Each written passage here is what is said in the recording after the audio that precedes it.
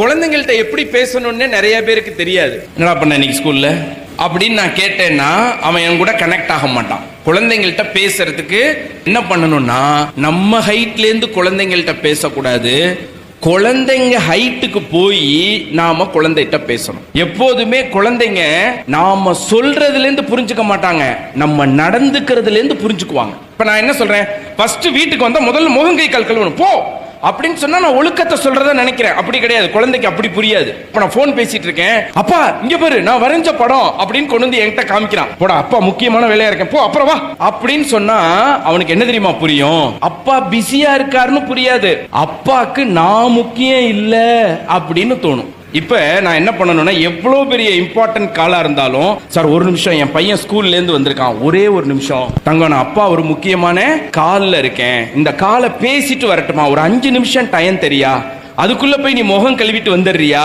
அப்படின்னு சொன்னா அவன் புரிஞ்சுக்குவான். அப்பா எவ்வளவு பிஸியா இருந்தாலும் நம்மள வேல்யூ பண்றாரு அப்படின்னு புரிஞ்சுக்குவான்.